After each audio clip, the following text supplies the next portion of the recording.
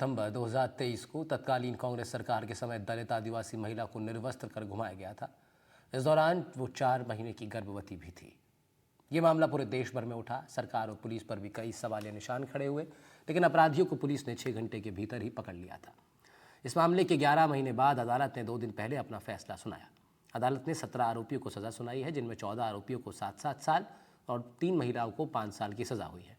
इस मामले में कोर्ट के आदेश आने के बाद तत्कालीन प्रतापगढ़ एसपी अमित कुमार ने बताया है कि किस तरह इस पूरे मामले में पुलिस ने कार्रवाई की, जिससे कि एक पुलिस का मॉडल सेट हुआ है।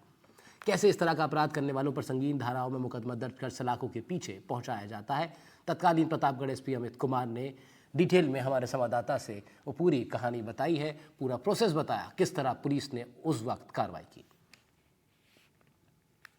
1 सितंबर को एक अनजान युवक के नंबर से एक वीडियो प्राप्त हुआ, जिसमें उसका ये मानना था कि उसके इलाके की संभवतः घटना है। वो दरियावत थाना क्षेत्र का रहने वाला था। वीडियो जैसे ही प्राप्त हुआ, संवेदनशीलता को देखते हुए मुख्यालय और सीएमओ को इस बाबत अलर्ट मैसेज भेजा गया और हमने हमारे सारे जो जितने भी अधिकारी थे उनको अलर्ट किया।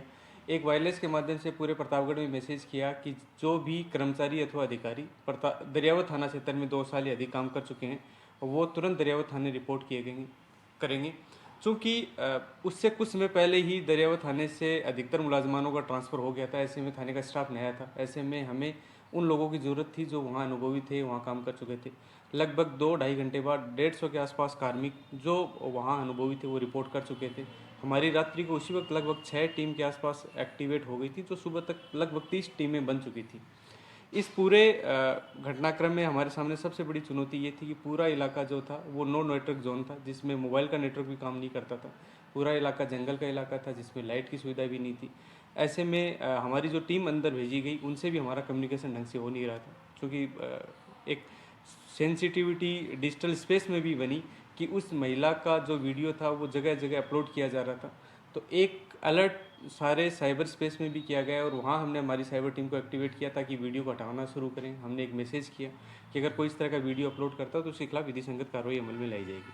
अर्ली मॉर्निंग तक लगभग 6 से 8 घंटे के बीच में मुख्य मुलजिम 6 गिरफ्तार हो चुके और उसी दिन शाम होते होते हमने 11 के आसपास मुलजिम उसमें अरेस्ट कर लिए।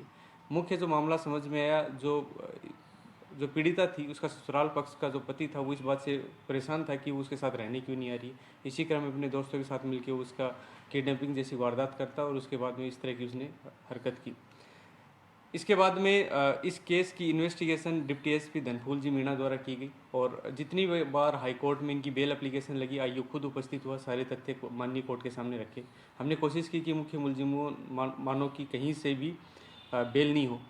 केस को केस ऑफिसर स्कीम में लिया गया। इस बात के पूरे चांसेस थे कि चूंकि लड़की जो है वो आसपास के इलाके की ही रहने वाली थी जहाँ के मुलजिम थे, ऐसे में चांसेस था उसके ऊपर दबाव बनाया जा सके। तो केस दरियावत से प्रतापगढ़ शिफ्ट हुआ। लंबा केस चलने से उसके ऊपर मनोवैज्ञानिक दबाव पड़ने की पूरी आशंका थी और बार बार चूँकि ससुराल पक्ष होने के कारण बार बार उसके ऊपर दबाव पड़ने की सूचनाएं बार बार प्राप्त हो रही थी। ऐसे में केस को डे टू डे हियरिंग कराएगी। स्पेशल पीपी मनीष नागर था, उसने भी अच्छी भूमिका निभाई और जो कल माननीय कोर्ट का फैसला है कि 17 लोगों को सज़ा सुनाई है 7-7 साल की, निश्चित रूप से सराहनीय है। ये जिस तरह का अपराध घटित हुआ वो न केवल प्रतापगढ़ के लिए बल्कि पूरे राष्ट्र के लिए इसलिए इम्पोर्टेंट था कि ये वीडियो पूरे देश में सर्कुलेट हुआ, डिजिटल स्पेस में गया।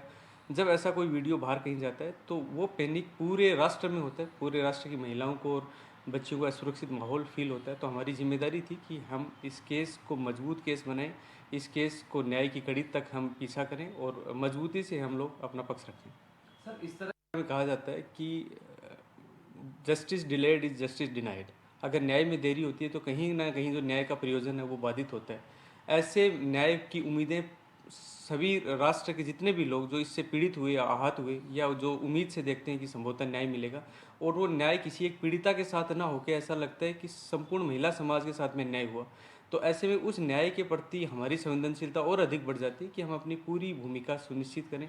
हम मजबूती से सारे तथ्यों को कोर्ट के सामने रखें, मजबूती से उन चीज़ों का पीछा करें, गवाहों को दबाव मुक्त रखें और हम जिस मजबूती से इस केस के दौरान भी पीड़िता उसके परिवार पर किसी तरह की कोई सुरक्षा का खतरा नहीं हो, उसकी सुरक्षा सुनिश्चित करें। ये बड़ी भूमिका पुलिस की और प्रशासन की सबकी सुनिश्चित होती है जो पुलिस ने अदा की। अब बात पड़ोसी